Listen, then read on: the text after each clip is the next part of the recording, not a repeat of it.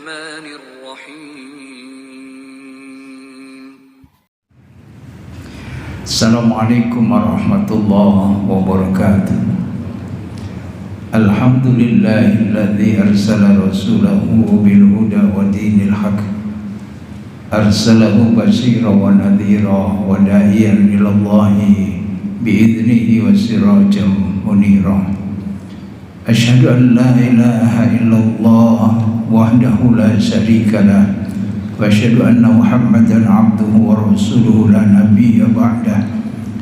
Allahumma salli wa sallim wa barik ala hadzal nabiyil karim abdika wa rasulika Muhammadin wa ala alihi wa sahbihi wa man tabi'ahum bi ihsanin ila yaumiddin. Rabbi shrah li sadri wa yassir li amri wahlul 'uqdatam min lisani yafqahu qawli, amma ba'd. Ma'asyiral muslimin, jamaah salat maghrib Masjid Al-Hidayah yang dirahmati Allah Subhanahu wa taala.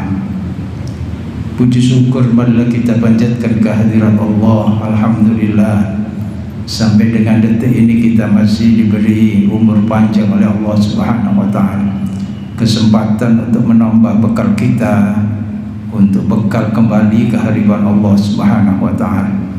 Dan kita bermohon mudah-mudahan kita dapat mengakhiri hidup ini dalam keadaan husnul khotimah, amin ya rabbal alamin. Salawat serta salam semoga tetap tercurahkan keharibaan junjungan kita Nabi besar Muhammad sallallahu alaihi wasallam beserta keluarga dan para sahabatnya serta umatnya yang setia melaksanakan ajarannya ila yaumil qiyamah. Jamaah sekalian, kita lanjutkan kajian kita pada kesempatan petang hari ini. Kemarin kita sudah menyelesaikan bab tentang kewajiban zakat dan sanksi bagi orang-orang yang tidak menunaikan zakat. Kemarin sudah kita kaji bersama.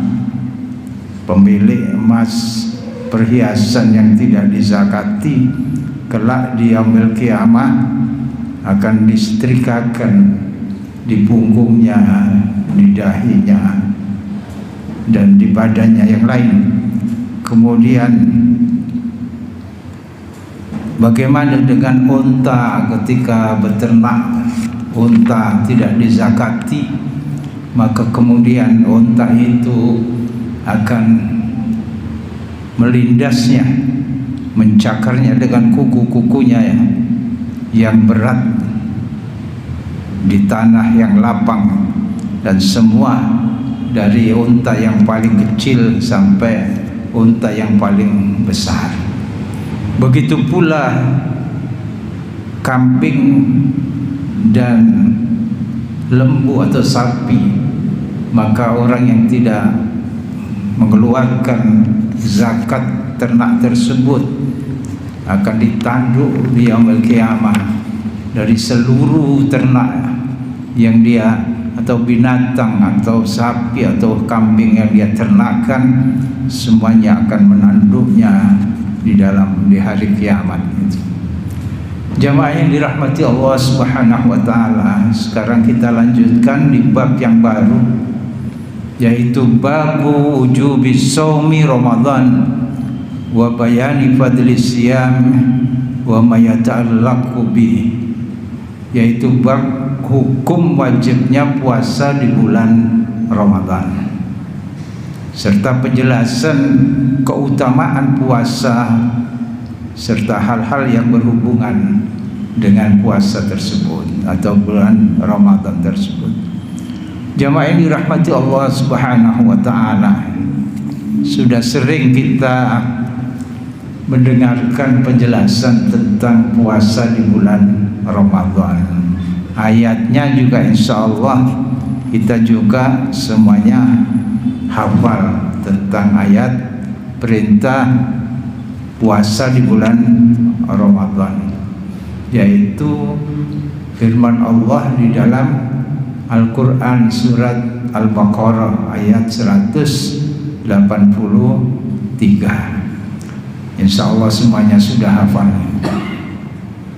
Lebih-lebih minimal di bulan Ramadan hafal. Nanti di luar Ramadan ya hilang lagi hafalannya.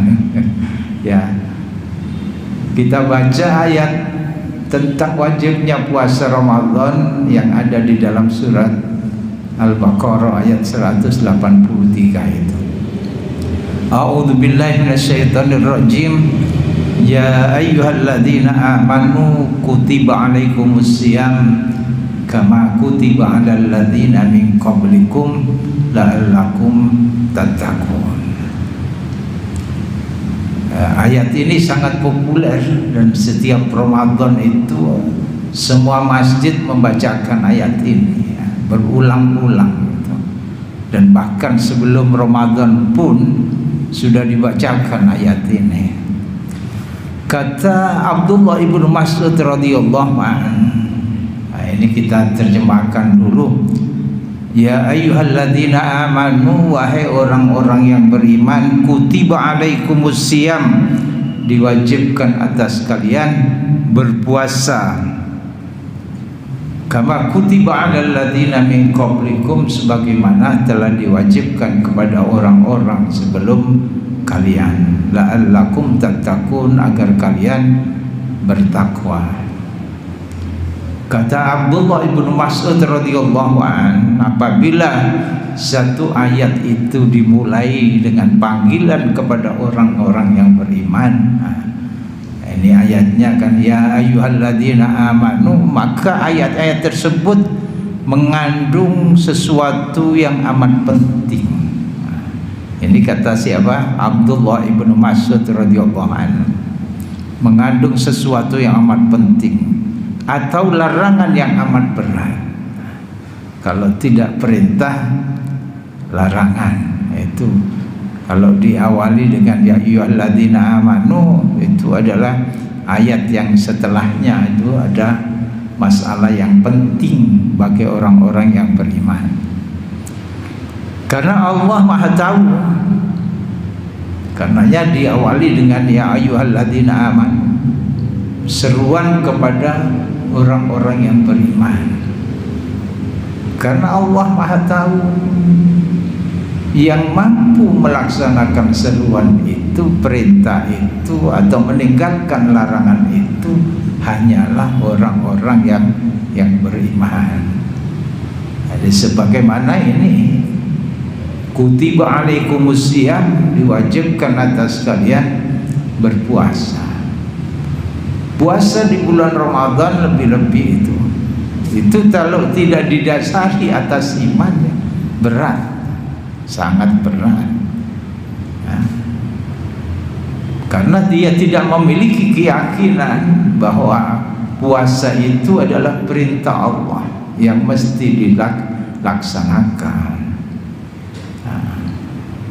Karena memiliki keyakinan yang seperti itulah orang yang beriman itu melaksanakan ibadah puasa. Yang sanggup melaksanakan hanyalah orang-orang yang beriman, dan imannya itu benar. Kalau imannya itu setengah-setengah ya kadang-kadang mokel barang itu. Lihat situasi dan kondisi, ngelak ketok es ya, mokel lah gitu ya, daripada bersusah-susah. Itu bagi orang-orang yang imannya itu lemah. Padahal iman itu yazidu wa yanqus, kadang-kadang meningkat, kadang-kadang melemah. Jadi di saat iman itu meningkat, ya, sergap puasa itu insya Allah nutup ya selama bulan Ramadan. Tapi ketika iman itu menurun ya, akeh mokel biasanya. Aku bulan wingi, aku bulan tahun wingi, aku mokel ping 15 gitu. Itu karena kondisi keimanan. Karenanya sebelum Ramadan itu imannya itu ditingkatkan. Itu Rasulullah memberikan pelajaran bahwa menghadapi Ramadan, perintah puasa itu banyak beramal soleh. ngaji tentang ibadah puasa. Itu di bulan sebelum memasuki bulan Ramadan. Dan juga banyak berdoa kepada Allah Subhanahu wa taala. Berdoa agar kita diberikan kemampuan untuk beribadah puasa. Disambut. Para sahabat itu menyambut Ramadan tidak sebulan 2 bulan, tapi 6 bulan sebelumnya itu sudah menyambut Ramadan, mempersiapkan dirinya, lebih-lebih imannya itu diperkuat agar ibadah puasa itu mampu melaksanakan. Jamaah yang dirahmati Allah Subhanahu wa taala. Nah, inilah perintah puasa. Karena puasa itu akan merubah kehidupan kita. Jadi merubah kebiasaan kehidupan itu tidak mudah. Biasa sarapan, gak sarapan gitu. Itu tidak mudah ya. Biasa minum, kalau dahaga terlalu tidak minum, itu juga berat. Memang kadang-kadang di awal Ramadan puasa itu rotok lali ya, lali. Isu-isu ya ngombe kan gitu ya.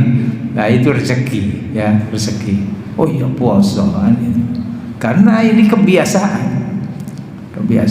Di pagi hari mesti minum hangat-hangat ya. Di Ramadan pertama, kedua kadang-kadang ya lali. Ya nyeruput itu ya. Lalu sapiring ya kadang-kadang aduh aku mau puasa. Nah itu rezeki ya, rezeki. Dilanjutkan puasanya. Jangan menjadi alasan supaya tidak berpuasa ya.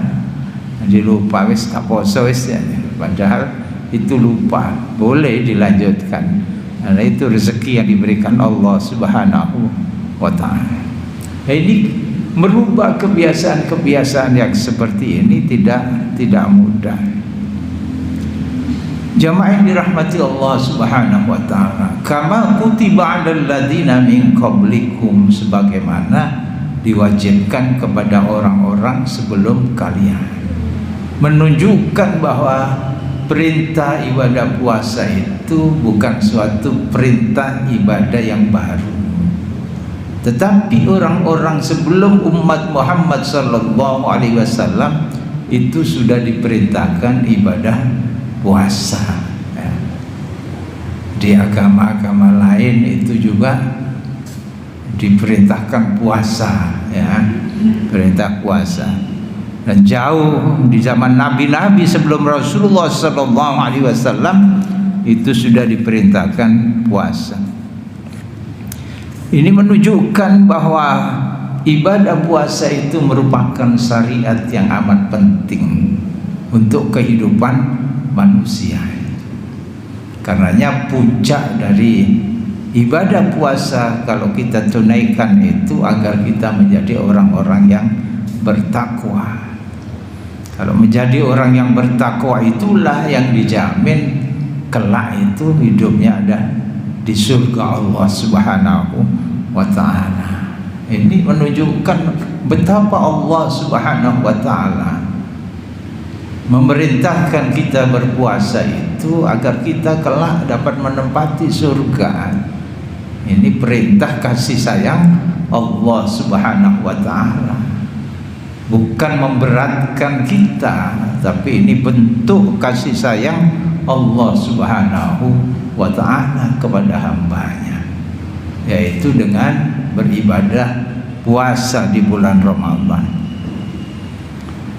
Jamaah yang dirahmati Allah Subhanahu wa ta'ala, dan perintah puasa itu turun di tahun kedua Hijriah. Tahun kedua Hijriah berarti diperintahkan puasa itu ada di Madinah setelah Rasulullah SAW hijrah dari Mekah ke Madinah. Ini perintah puasa. Dan saat itu perintah puasa, kewajiban puasa Ramadan ini turun di saat musim di Madinah itu sangat panas. Jadi iklimnya kering gitu. dan musimnya panas. Sehingga ketika turun perintah puasa ini, para sahabat itu tertunduk wajahnya di hadapan Rasulullah SAW. Ini tertunduk kenapa? Karena merasakan betapa beratnya itu ibadah di saat cuacanya sangat panas seperti ini. Sehingga Rasulullah SAW menghibur para sahabat itu dengan ucapan, sehingga supaya mereka memahami di samping ini perintah, Allah memberikan berbagai macam kebaikan di dalamnya. Ini sebagai pengimbang supaya para sahabat tidak merasa terlalu berat. Rasulullah SAW bersabda di hadapan para sahabatnya, qad ja'akum syahrul Ramadan syahrul mubarak. Ini mendengar sabda Rasulullah SAW bahwa Ramadan itu bukan saja perintah puasa, tetapi merupakan syahrul mubarak, bulan yang di dalamnya itu penuh berkah. Ini mendengar sabda Rasulullah SAW bahwa Ramadan itu penuh berkah, maka yang tadinya tertunduk kepalanya mulai diangkatnya menghadap Rasulullah SAW. Berkah yang seperti apa di bulan Ramadan itu? Ini supaya menguatkan jiwa para sahabat Rasulullah SAW. Memang kataballahu alaikum siyamahu fi, di dalam bulan Ramadan itu Allah mewajibkan kalian berpuasa. Tuftahu abwabul jannah, tuftahu abwabul jannah wa tughallu abwabul jahim wa tughallu fihi syayatin wa tughlaqu abwabul jahim wa tughallu fihi syayatin. Di bulan Ramadan itu dibuka pintu-pintu surga. Nah, ini membuka kebahagiaan, ada optimisme bagi para sahabat itu. Wa tughlaqu abwabul jahim, ditutup rapat-rapat pintu neraka. Wa tughallu fihi syayatin, dibelenggu para setan itu. Fihi, ya ini menggembirakan lagi di dalam bulan Ramadan yang di dalamnya kita diperintahkan puasa itu. Fihi lailatun khairum min alfi syahr, di dalamnya itu ada satu malam yang lebih baik dari 1000 bulan. Ini menggembirakan lagi. Jadi yang tadinya tertunda, wah apa sih puasa Ramadan itu apa? Tapi kalau kita melihat daripada hikmah di dalam puasa, kebaikan-kebaikan di dalam bulan Ramadan, maka kita akan semangat untuk meraih kebaikan-kebaikan itu.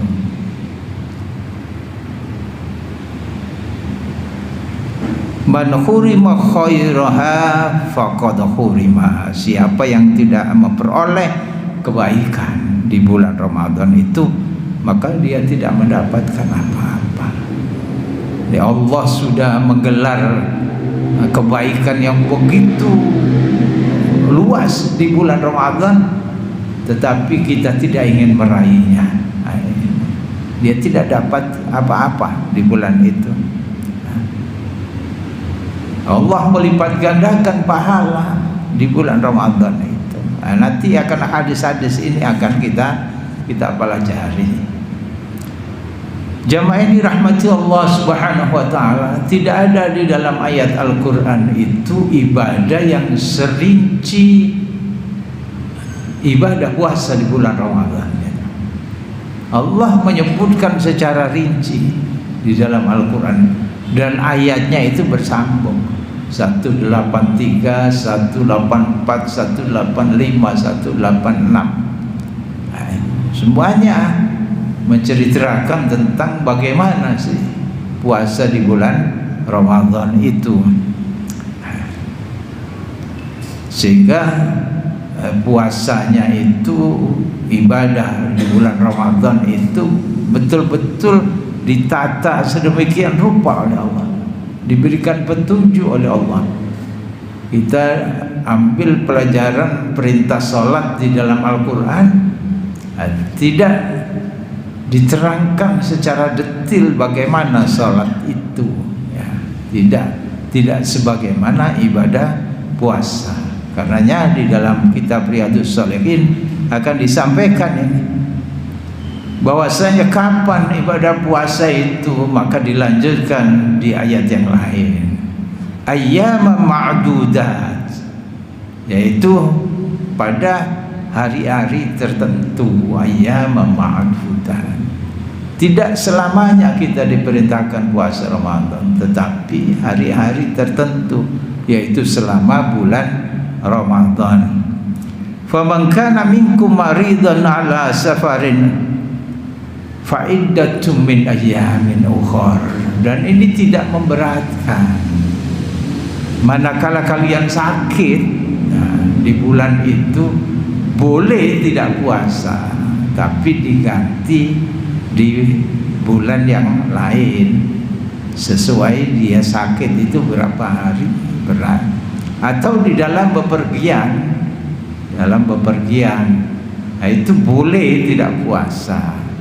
Ini sehingga tidak memberatkan ibadah puasa, boleh dikerjakan nanti di waktu yang lain, di bulan yang lain. Wa 'alal ladzina yutiqunahu fidyatun ta'amu miskin. Dan andai kata memang betul-betul berat,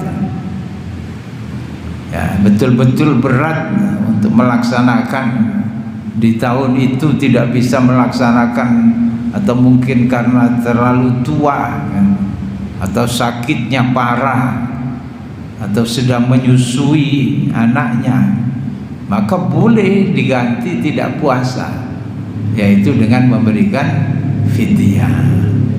Nah, itu berbagai macam Allah itu memberikan penjelasan supaya kita itu mau melaksanakan ibadah puasa, karena ibadah ini amat penting yang menjadikan seseorang itu nanti jadi calon penghuni surga Allah Subhanahu wa ta'ala.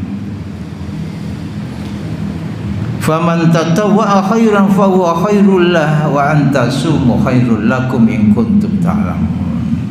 Apabila dia dengan sukarela mengerjakan kebaikan di antara kalian, yaitu mengerjakan, wa antasumu khairul lakum in kuntum ta'lamun, dan berpuasa itu lebih baik bagi kalian jika kalian itu mengetahui. Jadi kalau tidak berpuasa itu dibandingkan yang puasa, ya berbeda jauh. Kalau kalian mengerti tentang fadilah, keutamaan ibadah puasa, itu akan lebih baik, bahwa puasa itu lebih baik bagi kalian gitu. Ada yang di sini lalu kemudian timbul perselisihan pendapat di kalangan ulama yang dikaitkan dengan safar, bepergian. Kalau bepergian itu, kalau kalian berpuasa, ada banyak pendapat. Ada yang misalnya dari madhab Syafi'i, berpuasa di perjalanan itu lebih utama, lebih utama, karena dia merasa berat melaksanakan puasa, tapi dia tetap berpuasa, itu lebih utama. Dasarnya adalah dipraktekkan oleh Rasulullah Sallallahu Alaihi Wasallam. Ada pendapat yang lain dari ulama-ulama yang lain, berbuka puasa di saat kita melakukan perjalanan itu lebih utama. Nah, karena ada keringanan di situ. Nah, perjalanan kemana? Nah, Wonokromo Skakoso, gitu perjalanan gitu ya. Nah, ini Ada beberapa pendapat itu, tapi ada juga yang mengatakan bahwa kedua-duanya itu kalau dilaksanakan ya baik. Melihat tingkat kesusahan di dalam perjalanan itu. Kalau memang perjalanan itu memberatkan dirinya sampai dia tidak kuat berpuasa, dia tidak boleh menyiksa diri dengan puasa itu. Tapi itu lebih utamanya dia berbuka, diberikan keringanan. Nah, ketika kita perjalanan yang cukup jauh, sekarang ini sudah ada alat transportasi yang bisa mengantarkan kita dalam waktu yang singkat, misalnya ke Jakarta 1 jam sudah nyampe. Masa gak poso kan gitu ya. Jadi tingkat kesusahan, keberatan dari kita yang menjalankan safar itu. Kalau dirasa tidak berat ya kita berpuasa. Nah, jadi ini kalau memang itu memberatkan, itu lebih baik tidak puasa. Ini lebih utama. Jamaah yang dirahmati Allah Subhanahu wa taala, lalu dilanjutkan lagi. Syahrul Ramadan alladzi unzila fihi al-Qur'an hudan lin-nasi wa bayyinatin minal huda wal furqan. Faman syahida minkum asyhara falyasum wa man kafara faman kana maridan aw ala safarin fa'iddatum min ayyamin ukhra. Yuridullahu bikumul yusra wa la yuridu bikumul usra walitukmilul iddata walitukabbirullaha ala ma hadakum wa la'allakum tashkurun. Jadi di bulan Ramadan itu ada pula keutamaan-keutamaan, yaitu diturunkannya Al-Quran. Ada yang mengatakan andai kata tidak turun Al-Quran di bulan Ramadan itu tidak ada perintah puasa. Wallahu a'lam. Karena begitu mulianya Al-Quran itu, jadi petunjuk pedoman hidup bagi semua manusia itu, yang di dalamnya diturunkan Al-Quran di bulan Ramadan itu sebagai petunjuk bagi manusia, sebagai pedoman hidup bagi manusia, pembeda antara yang hak dan yang batil itu dengan Al-Quran. Dan karena begitu utamanya Al-Quran, maka diturunkan juga di bulan yang mulia. Al-Quran yang mulia diturunkan di bulan yang mulia, di malamnya juga nanti mulia. Inna anzalnahu fi lailatul qadar itu. Diulang lagi di dalam ayat ini. Barang siapa di antara kalian di bulan itu nak mendapati bulan Ramadan di mana kalian berada, tinggal bermukim, lalu Ramadan datang, diwajibkan kepada kalian berpuasa di mana saja kalian berada waktu itu. Dan siapa yang sakit, diulang lagi itu untuk menegaskan di kalimat yang berikutnya, yaitu barang siapa kana maridun aw ala safarin fa'iddatum min ayyamin ukhra. Barang siapa yang sakit atau dalam bepergian perjalanan, maka boleh mengganti puasanya di hari yang lain, sesuai yang hari yang dia tinggalkan tidak berpuasa itu. Karena apa? Yuridullahu bikumul yusra wa la yuridu bikumul usra. Allah tidak menghendaki kalian itu ada kesulitan di situ, keberatan, kesukaran, tetapi Allah menghendaki kemudahan bagi kalian itu. Ada kemudahan bagi kalian. Jadi sudah diatur semuanya itu oleh Allah Subhanahu wa ta'ala agar kita itu mampu menjalankan ibadah puasa itu. Jamaah yang dirahmati Allah Subhanahu wa taala. Jadi yang terpenting di dalam ayat ini bahwa Allah itu menghendaki kemudahan. Jadi perintah puasa di bulan Ramadan itu yang dirinci oleh Allah Subhanahu wa taala sedemikian rupa agar kalian tidak merasa kesulitan, keberatan, tetapi Allah akan menjadikan kemudahan, menghendaki kemudahan di dalam menjalankan syariat Allah Subhanahu wa taala.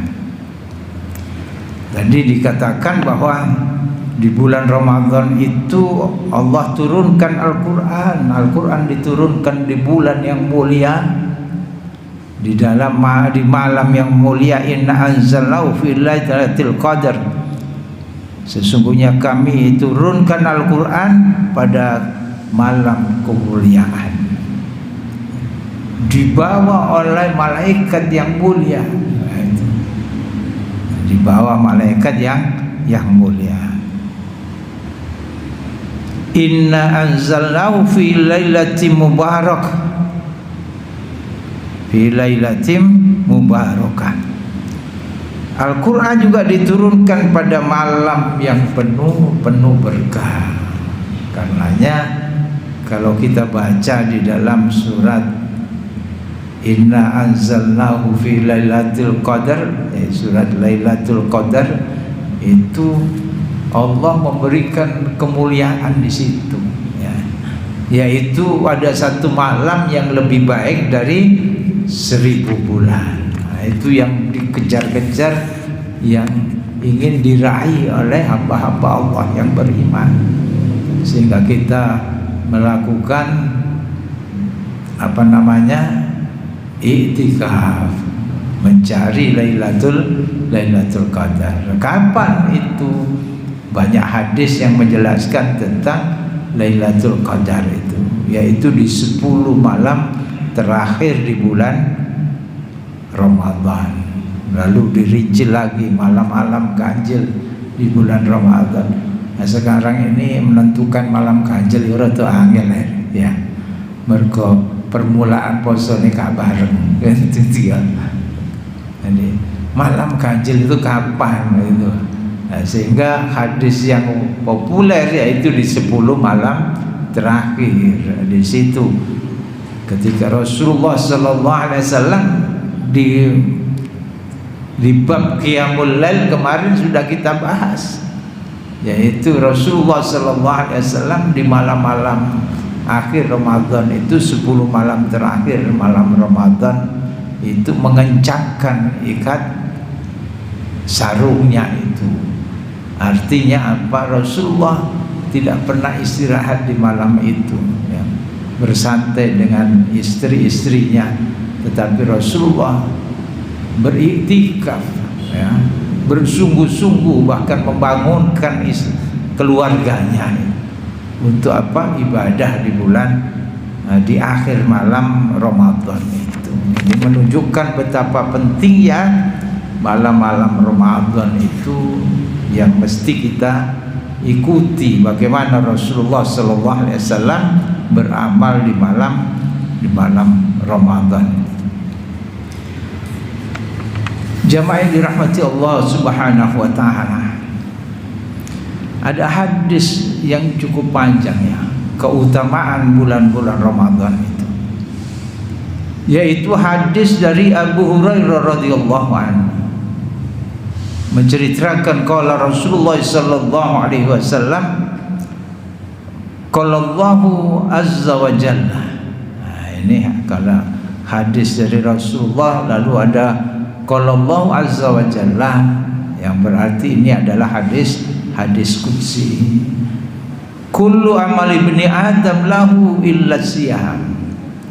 Bahwasanya ibadah puasa itu adalah ibadah yang spesial untuk Allah Subhanahu wa taala. Semua ibadah itu untuk dirinya anak Adam, untuk sendiri manusia itu, kecuali puasa.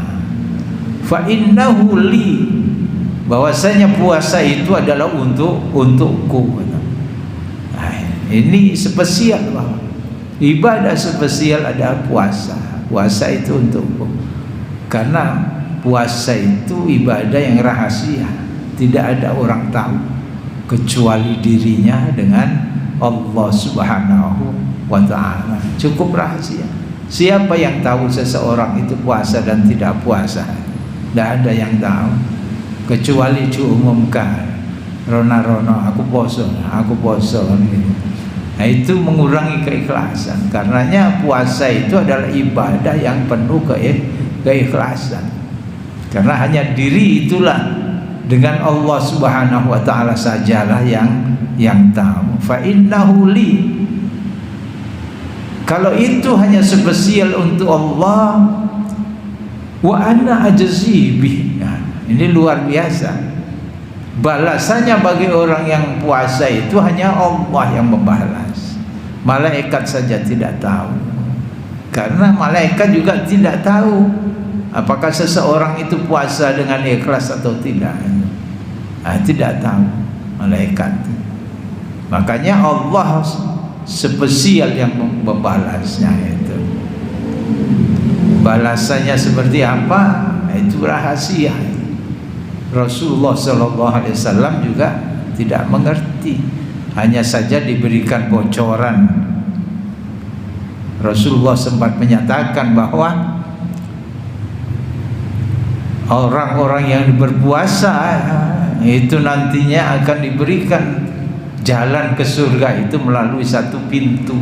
Nah, kalau dia sudah berpuasa dengan benar, 1 bulan itu dia berpuasa, maka dia mendapatkan tiket untuk memasuki surga itu melalui Babur Rayyan, yaitu pintu yang disebut Rayyan.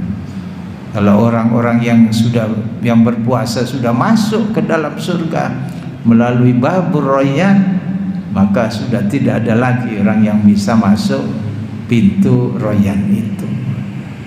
Hal-hal yang seperti inilah yang menggugah para sahabat itu dengan beribadah puasa dengan sungguh-sungguh. Dilanjutkan hadis ini, wasiyamu junnah. Puasa itu merupakan junnah, merupakan apa? Perisai. Nah, perisai di dalam beribadah kepada Allah, di dalam gangguan-gangguan makhluk-makhluk yang lain, kemaksiatan dan lain sebagainya. Fa idza kana yaumus shamin ahadikum fala yarfus wala yaskhab. Jadi kalau sudah berpuasa itu jangan bicara yang kotor. Nah, itu ada batas supaya pahalanya itu bisa kalian dapatkan. Puasanya itu benar-benar sempurna. Betul, biasa bicara kotor tidak membatalkan puasa, tetapi nilai puasa itu tidak dia dapatkan, karena Allah tidak memberikan balasan pahala ketika orang itu tidak bisa menjaga lisannya ketika puasa itu. Dan apabila fa in sabba ahadun aw qatalahu falyaqul inni shaim. Andai kata anak sing jarak saja itu, ya, yang bisa mengundang emosi kita, maka kita diperintahkan oleh hadis ini, katakan bahwa saya ini sedang puasa. Jadi ojo garai, kan gitu, ojo garai, supaya tidak membatalkan nilai-nilai ibadah puasa yang kita laksanakan. Walladzi nafsu Muhammadin biyadihi la khulufu famis saimi adyabu indallahi min rihil misk. Jadi Allah Subhanahu wa ta'ala memulainya di dalam kalimat ini dengan sumpahnya, dan Muhammad biyadihi, yang ada di genggaman Allah Subhanahu wa ta'ala. Demi jiwa Muhammad yang ada di genggaman Allah Subhanahu wa ta'ala. bahwasanya bau mulut orang yang berpuasa itu kelak indallahi mirrihil mis, di sisi Allah itu menjadi bau yang sangat harum. Nah, supaya tidak merasa rendah kita itu berpuasa dengan bau yang seperti itu, dan itu sudah sesuai dengan biologis kita. Orang yang berpuasa itu ada dari dalam tubuh kita atau perut kita itu akan keluar bau yang tidak sedap, tetapi itulah aroma yang sangat harum di sisi Allah Subhanahu wa ta'ala. Ditambah lagi yang menggembirakan para sahabat, lis-shaimi farhatan, bagi orang-orang yang berpuasa itu ada dua kegembiraan. Idza aftara fariha bi fidrihi wa idza laqiya rabbahu fariha bi shaumihi, yaitu kegembiraan yang pertama ketika berbuka, beridul fitri, itu hari kegembiraan. Hari kegembiraan yang setiap hari ketika berbuka itu rasanya lega. Tidak dimiliki kegembiraan, kelegaan itu oleh orang yang tidak puasa. Hanya dimiliki, dirasakan oleh orang-orang yang berpuasa saja. Nah, coba tanyakan kepada orang-orang yang tidak puasa, tidak ada. Ekspresinya tidak seperti orang yang berbuka puasa. Ketika adzan dikumandangkan rasanya gembira itu di dalam hati kita. Tidak ada orang maghrib kumandangkan adzan lalu sedih, tidak ada. Mesti gembira itu berbuka, karena sudah menahan lapar dahaga seharian penuh, lalu diperbolehkan berbuka, minum dan makan.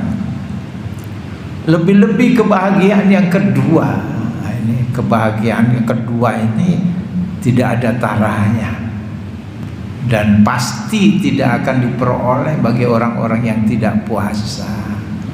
Karenanya ini supaya mendorong umat Muhammad SAW yang beriman itu benar-benar menunaikan ibadah puasa di bulan Ramadan itu. Yaitu apa? Yaitu saat bertemu dengan Allah Subhanahu wa ta'ala. Itu kegembiraan yang tidak ada taranya. Ya, itu di mana bertemu Allah? Pasti di surga Allah Subhanahu wa ta'ala. Dan tidak diperoleh kecuali orang-orang yang berpuasa di bulan Ramadan itu. Jamaah yang dirahmati Allah Subhanahu wa ta'ala, inilah keutamaan-keutamaan bulan Ramadan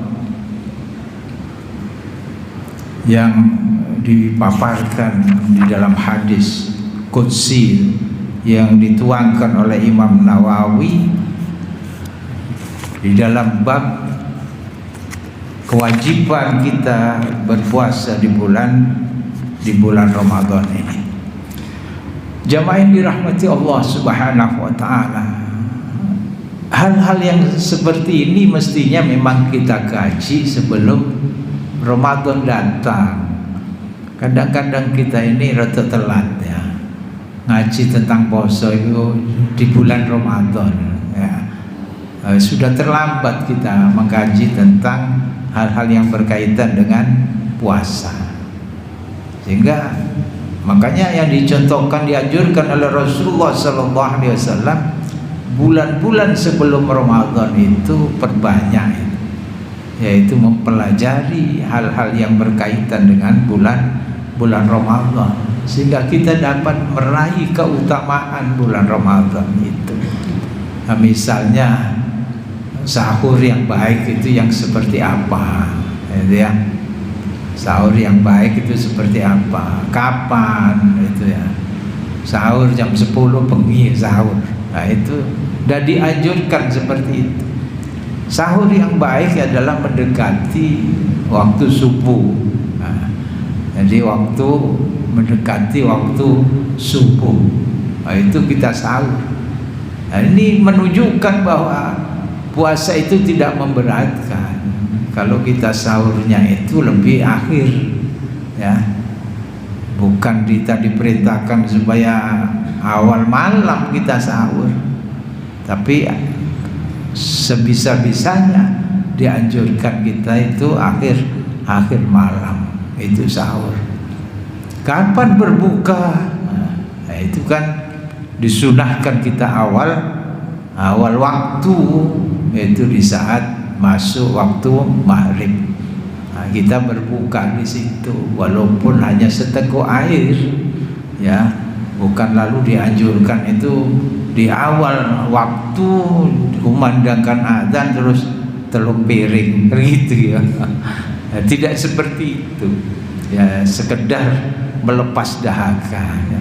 Satu butir kurma misalnya, itu kalau sudah terbiasa, itu sudah melegakan diri kita, sudah memenuhi kebutuhan, ya, jasmani kita, kalau sudah terbiasa. Kalau dibiasakan tiap berbuka telung piring, ya nanti satu kurma itu ya tidak sebanding nantinya, luwe. Tapi dibiasakan ketika berbuka seteguk air, lalu kemudian satu biji kurma itu ukurannya, ya paling tidak ada snack di situ, ya, misalnya begitu. Tapi seteguk air itu sudah memenuhi, ya, berbuka dengan seteguk air. Jadi keutamaan ibadah puasa itu bisa kita raih kalau kita ngajinya itu sebelum bulan Ramadan. Nah, ini kebetulan kita berada di bab puasa ini sebelum masuk Ramadan. Nanti Ramadannya itu sekitar bulan apa? Bulan apa itu? Maret, ya. Maret itu sudah masuk Ramadan. Jadi Idul Fitrinya bulan April. Di Maret sudah masuk bulan Ramadan. Desember, Januari, Februari, akhir 3 bulan. Nanti kita kaji semuanya secara detail berdasarkan kitab Riyadhus Shalihin, bagaimana kita mesti berpuasa itu, hadis-hadis yang bisa memotivasi kita agar kita mampu untuk melaksanakan ibadah puasa itu dengan sebaik-baiknya. Jamaah yang dirahmati Allah Subhanahu wa taala, itu tadi adalah hadis yang pertama yang kita pelajari. Ini yang diceritakan semuanya di dalam pengantar tadi, nanti ada hadisnya di dalam bab ini, termasuk hadis ini. Wa an Sahl bin Sa'din radhiyallahu anhu anin Nabi sallallahu alaihi wasallam qala inna fil jannati baban yuqalu lahu Rayyan. Tadi sudah kita singgung itu. Yadkhulu minhu as-shaimuna yaumal qiyamah la yadkhulu minhu ahadun ghairuhum yuqalu aina as-saimun fayakumuna la yadkhulu minhu ahadun ghairuhum fa idza dakhalu ughliqa falam yadkhulu minhu ahadun. Bahwasanya Rasulullah sallallahu alaihi wasallam bersabda, sesungguhnya di surga itu ada satu pintu yang disebut dengan Ar-Rayyan. Nah, tadi disebut dengan Babur Rayyan, yaitu pintu yang disebut dengan Rayyan. Dan pintu itu masuk orang-orang yang berpuasa melalui pintu Ar-Rayyan itu, yaitu kapan? Kelak di yaumil qiyamah, setelah melalui hisab, maka orang-orang yang berpuasa itu mendapatkan undangan untuk masuk surga melalui pintu Rayyan. Sing gak poso ya ngerasa dhewe gak iso mlebu pintu Rayyan, gak iso nyerobot kaya nonggone di dalam kehidupan dunia itu.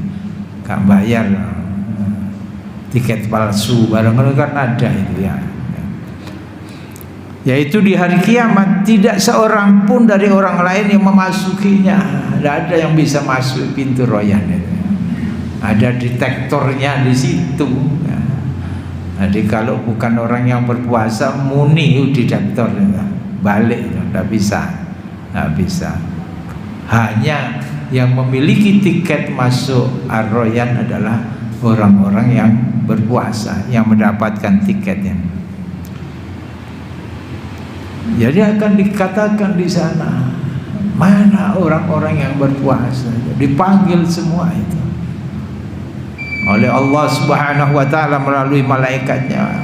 Wahai orang-orang yang dulu berpuasa, maka semuanya diperintahkan untuk masuk surga melalui pintu Rayyan. Lalu berdiri orang-orang yang dipanggil itu.